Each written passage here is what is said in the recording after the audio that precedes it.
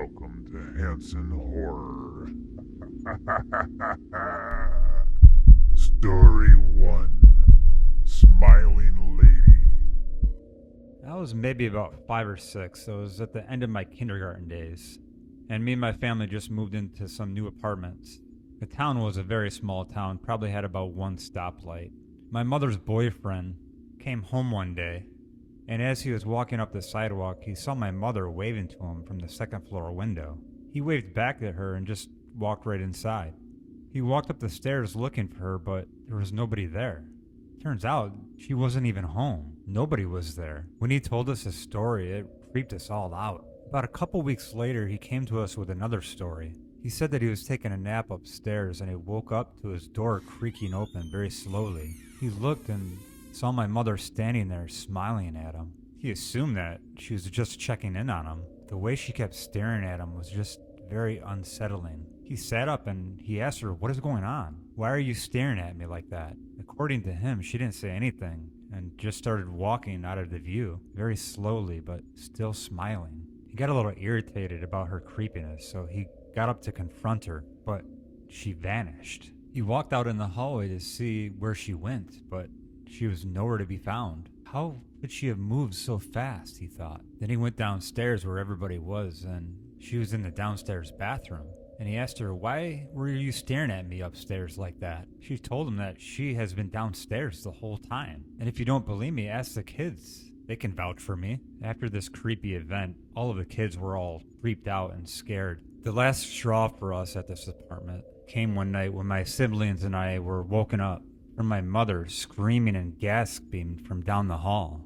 Her boyfriend was yelling, asking her, "What's wrong?" We all tried to fall back to sleep, but we were way too terrified, so we just laid there listening. The next morning, I asked my mom what happened, and this is when I pretty much learned about sleep paralysis. She explained to me that's what she had experienced. She said she was paralyzed on the bed. She said a green hag-like some kind of entity crawled in the bed with her and started choking her. She described it as looking disgusting, almost like a disgusting witch with some kind of phlegm-like ooze on it. She couldn't breathe until she pushed the name of Jesus out of her lungs. Apparently, saying his name made the entity disappear. She started gasping for air and screaming as soon as she was released from this thing, and that was the sound that we heard. Needless to say, that's when we moved out, shortly after that, and never looked back. Story number 2. The Keyhole. I was 14 at the time. My dad traveled a lot for work, so we stayed at a lot of hotels over the time. This one hotel that we stayed at, though, always sticks with me for this one reason. It scared the heck out of me. I can't remember too many details about this hotel, but it was beautiful. We walked up to the receptions and asked for a room. The man said there was a room available on the second floor, and the room's number was 65. Just when we were about to leave, the receptionist called out to us and said, "There's a room beside yours, and it's vacant, but do not look through the keyhole of that particular room." My father and mother nodded and just continued to walk. I found what the receptionist had to say was very strange. I looked at him very confused, and he noticed that I was looking at him. He shook his head and mouthed the word, "Don't." And of course a rush of curiosity ran through my body. Also just a little bit of fear. I wanted to look through the keyhole, of course.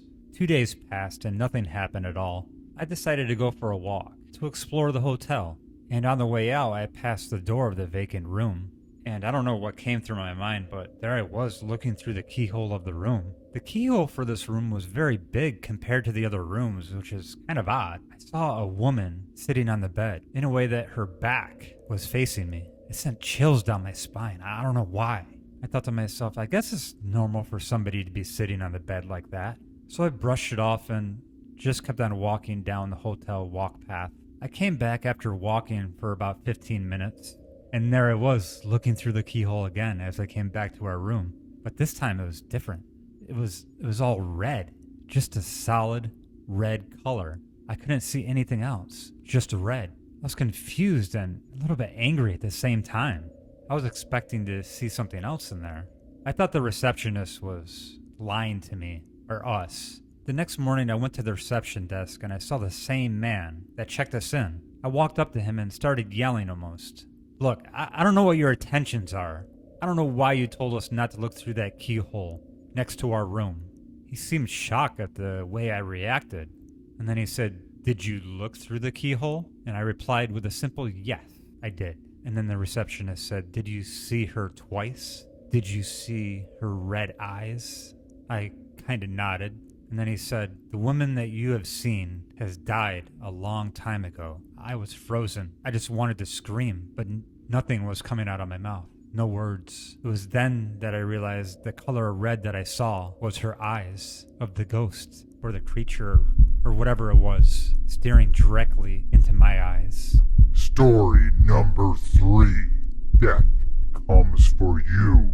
We lived in an apartment complex, and in a few doors down from our room lived an older man, and he had an older son that used to visit him once a week. One day, my best friend and I returned to the apartment from shopping, and as we pulled into the large driveway, I spotted this big dark figure. It was looking up at a room in our complex. It looked like a man, but it was all black. As we passed, it looked back at us. As we drove by, I couldn't see his eyes, but I could still feel it looking at me. I turned away quickly, but I felt something weird in my spirit. I told my friend, I think I just saw death. Surprisingly, he said that he saw it as well, and he even pointed to the exact spot where he saw it standing. We both looked at one another and just remained silent for about another minute. I said a very quick prayer and I asked God to protect my family and everybody in the complex that this figure was looking at. A couple of days later, there was a bunch of commotion in the hallway. We went outside to see what was going on, and we found out that the older guy that lived down the hall actually passed away a day or two ago. His son couldn't get him on the phone, so he had to come over, and the manager had to let him in. They found the father deceased inside. It took about a couple hours before they actually had the older man's body removed from the room. Later that day, I went down to a back hallway in the breezeway to sit on the stairs to have a private conversation with a friend on the phone. I saw an older man walking slowly down the stairs. He was wearing blue. When he heard me, he looked up at me sadly. When I looked up at him, to my shock, only the top portion of this man was visible. He turned back around and kept walking down the stairs. And then he just disappeared. I don't believe in ghosts, but I do believe that we all have a spirit. But that was definitely my first time seeing a spirit, and it made me a believer that this was the old man in that room, and he was leaving to go to the other side. Story 4. Ghost Child. When I was growing up, my dad lived in a house that was built in the early 1900s. I had tons of paranormal experiences in this house, but this one really freaked me out the most because it was the only time that I had physically seen something in the house. I was about 14 years old. My dad and his girlfriend just switched the house from cable TV to Fire Sticks. And I didn't have one in my room yet, so I would watch TV in my little brother's room when he wasn't there. This night, he was sleeping downstairs in his grandmother's room. He was only 4 at the time, so I was in his room watching TV, when suddenly, out of the corner of my eye, I saw a dark figure, about the height of my brother, standing right in the doorway. Thinking it was him, I said, "Why are you still awake?" And as I looked towards the door, the figure quickly turned and ran down the stairs. I heard the sound of the running, thinking he was just playing around. I looked down at my phone and saw that it was 1 a.m., so I just decided to go to bed. I shut off his TV and lights and then I headed back to my room. As I got back to my room, I heard soft footsteps creeping back up the stairs. So I turned towards the stairs. I was still in my room, and I watched as the figure peered around the corner, looking right at me. As I watched it, it quickly turned back and started running down the stairs. This time, though, I heard a faint child's laughter. Still thinking that it was my brother, I went downstairs to try to get him to bed. When I went downstairs to the room where he was supposed to be in, he was already silently in bed, sleeping. Then all of a sudden, I heard faint laughter in the kitchen of a child. I was not going to go check that out. I was so scared. I went back up to my room. I put my ear pods in and I laid down and just closed my eyes. Then I opened my eyes and I looked up and I saw that dark figure that I saw The 2 other times, it was peering right in my room, right at me. I quickly turned my bedside lamp on, and the figure turned and ran right back downstairs. It was still laughing. I got up and slammed the door, and I slept with my light on all night. My dad no longer lives in that house. Until this day, my dad still does not believe me. He pushes it off as my imagination, even though my stepmom and my mom both had experiences in that house. Story 5.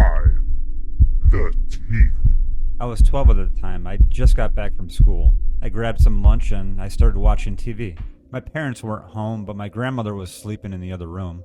Out of the corner of my eye, I picked up something out of the room next to the TV. I tried ignoring it because I was trying to watch my favorite cartoon. But soon after, I saw something move in the room. My eyes turned and they were met with the teeth of a person. I tried to see what or who it was, but all I could see was this black figure, just smiling at me with his teeth wide open. It appeared to be a woman. I was unable to move. I was just frozen. I just kept looking at it for like a solid 5 seconds, and then she started moving towards me. And that's when I thought, forget this, and I got up and I ran towards it. I slammed the door shut in that room, and I ran to our backyard. I couldn't get my act together. I couldn't breathe. I just sat there. I looked back at the house and just kept on staring at it, checking every window, every door to make sure nothing was following me. When I finally calmed down, it took about 10 minutes.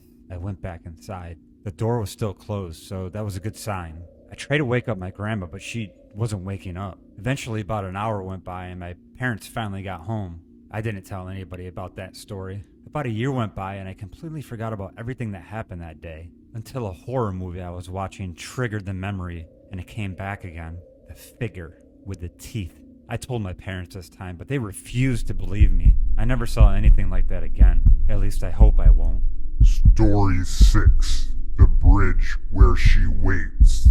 I was 18 and me and my friend loved to go on haunting adventures, but one particular incident stays with me still to this day. One day, some of my other friends expressed interest in going to visit this bridge. They called it Crybaby Bridge. According to the legend, a woman had a baby. She was ashamed of it, so she drowned it, and then she took her own life by hanging herself on the bridge. Some claimed that if you parked your car on the bridge, you could hear the woman's feet scraping the roof of the top of your car, or even hear the baby crying. The bridge was also supposedly a place where horse thieves were hanged. Being young and foolish, I joined my friends on that bridge. There was 4 of us, and I was in the back seat of the car as we backed our car up to the bridge. We were ready to make an escape if we needed to. We turned off the engine and sat in silence for about 10 minutes, listening to see if we could hear anything. Suddenly, one of the boys tried to challenge any spirits to show themselves. At that moment, an icy coldness just filled the air, and an uneasy feeling just washed right over me. All of a sudden, out of the corner of my eye, picked out a figure of a cold, wet, pale girl. She seemed to be wearing a white nightgown. She had long, black, wet hair, and she looked very eerie. And the next thing I knew, she let out a blood-curdling scream. It just overwhelmed my whole body. Then all of a sudden, everything went dark. Felt like somebody was pushing on my chest. It felt like I was being ejected through the back seat. I fought back and I struggled. I tried to stay in control. When I regained consciousness, my friends were all standing over me. They were shaking me, trying to wake me up. They told me that I seemed possessed and that I was growling and my pupils were dilated. They picked me up and they put me in the car and we got out of there. We drove away. One of my friends pointed out that there was claw marks on the back of the car and handprints on the back windshield. That night, I had a very disturbing nightmare of this same girl that was screaming on the bridge. Waking up after the nightmare, I had scratches on my back and my arms. I called out to Jesus and I asked for this thing or this spirit to get out of my body. After that day, I didn't have any other experiences like that again. And there's no way that I'm going back to that bridge again. Story 7. The Hat Man. Throughout my entire childhood, I was haunted by this figure called the Hat Man. My parents said sometimes at night I would scream out at the top of my lungs and they would come in and see me with my eyes wide open, but I was still dead asleep. My dad said I wouldn't stop until he said the Lord's Prayer over me. My mom said one night when she was laying in her bed that she saw this dark figure wearing a big top hat and overcoat walk into my room. Panicked, she jumped out of her bed and ran into my room, only to see this strange white mist hovering over my body. As soon as she got closer to my bed, the white mist just vanished. I didn't start to see the Hat Man myself until about high school. He would come and visit me quite often at night. He would often stand in the doorway or at the end of my bed. Sometimes I would even feel somebody grab my feet or even sit on the end of my bed. I would often hear my name called as well, even a whisper sometimes. And sometimes it would shout and I would just jolt awake. The experiences seemed to get more intense as I went to college. In my second year, I experienced a period of 3 days where I dreamed of this hat man standing in my dorm. He seemed to be getting closer and closer to my bed each night, until the third night where he tugged my leg and it jolted me until I woke up. The next morning, I asked my roommate if she had any odd dreams at all. I haven't told her anything about the dreams that I was having, and I never told her about the hat man, so she knew nothing about it. After about a moment's thought, she said, well, yeah, this is actually going to sound weird, but the past few nights I would wake up in the middle of the night, probably around 1 or 2, and thought I saw a dark man standing by your bed. Last night, he was directly next to you. That has to be a dream because there's no way that there was actually somebody in our room. I felt the blood drain from my face. I told her what I had been experiencing. Later on, I had some friends from church come to our room. We did a group prayer in my room, hoping to cleanse the room of any spirits or evil. The hat man didn't return to our room the rest of that year. I'm in my 30s now, and since then I have completely vanished the hat man from my life, and hopefully he will never come back. Story 8. Grandpa Visits.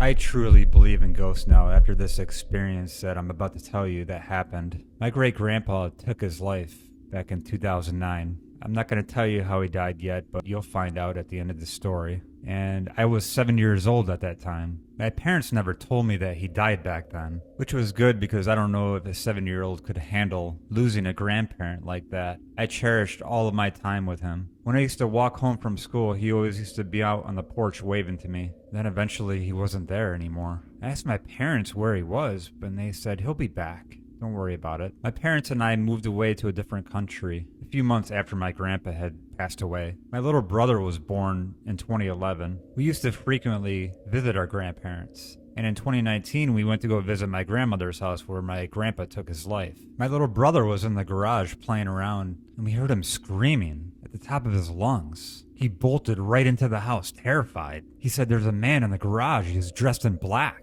and his head looks all tilted and crooked, and it looks like this, he said. He just kept on repeating how the guy's head in the garage looked while he was doing a tilting motion to his head to the side. You can guess now how that implies. I didn't even know how my grandfather died until pretty much this moment. So how would my little brother, even to this moment, even know about this? He led us to the garage where he saw this man. He pointed to the corner where this man was floating above 2 black shoes. Can you guess whose black shoes they were? My grandfather's. My deceased grandfather showed himself to my little brother, his great-grandson that he never got to meet. I am so certain that he just wanted to meet him because he never had the chance to. He just wanted to see him one time. This just shows what kind of kind man that he was, wanting to meet a grandson that he never got to meet. It's just too bad that that's the way he looked in the afterlife. But I know he didn't mean any harm. He just wanted to see the one grandson that he never got to meet.